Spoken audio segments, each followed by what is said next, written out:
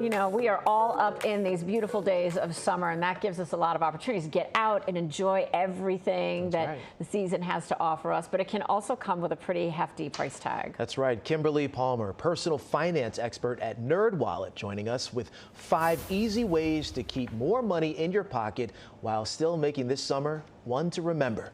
Now, Kimberly, thanks for joining us. And obviously, cutting back is helpful. So let's start off by asking you, what are some routine ways we should start saving?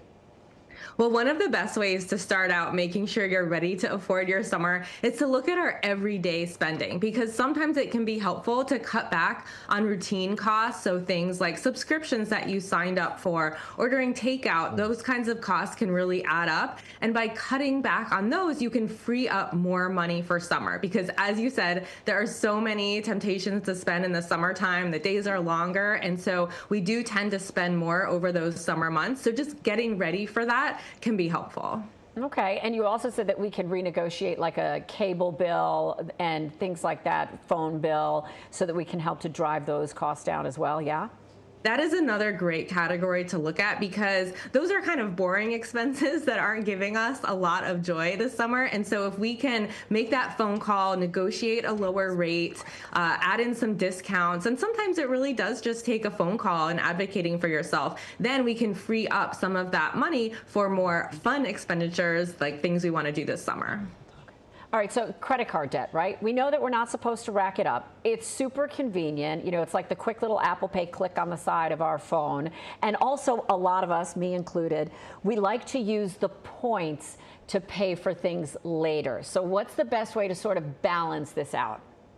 It is such a good time right now to take a look at your overall credit card debt picture, because, of course, if we are paying for credit card fees and interest every month, that's more money that we don't have for more enjoyable expenses. So there's nothing wrong with using a credit card if you are leveraging those rewards and paying it off every month. So do try to pay it off in full every single month, and that way you can get the benefit of those rewards and points without paying interest and fees. So that's definitely something to take a close look at. And then we can, you know, use cash as well and savings that we have to fund the summer activities that we're planning. And Kimberly, let's talk about doing things. You say when it comes to summer activities, keep it local?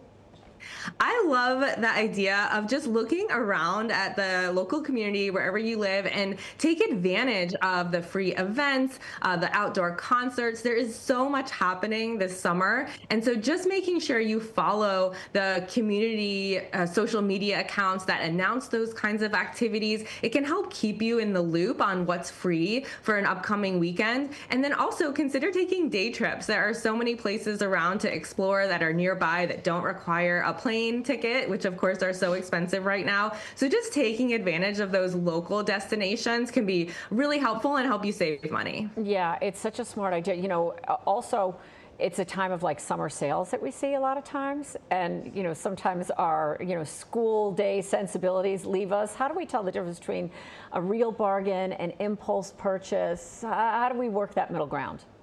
Well, these summer sales are so tempting to buy things that we don't necessarily need. So what you want to do to leverage the summer sales is to think about the essentials that you've maybe been putting off. With prices so high right now, a lot of us have been delaying certain purchases. So this is the time during the summer sale season to buy the items that you need anyway and get some discounts wrapped in. But when it comes to back to school shopping, you really want to wait till August, because that's when we start to see the much better deals on all kinds of back to school type items. So it's really just about planning ahead, tracking prices, comparison shopping, and making sure you're actually getting a deal if something is marked as a sale. Kimberly, let's talk about teen responsibility. You're encouraging teens to learn how to earn their own spending money. Why is summer such an important time to teach this lesson?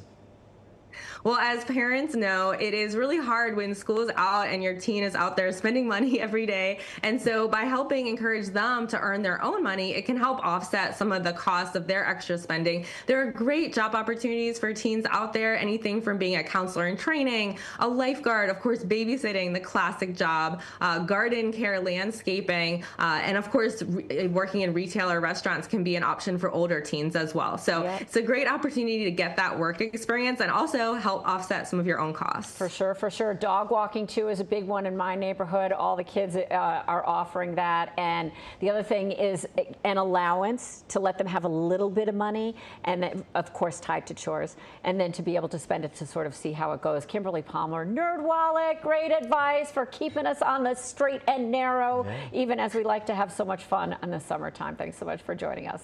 Thanks for having me.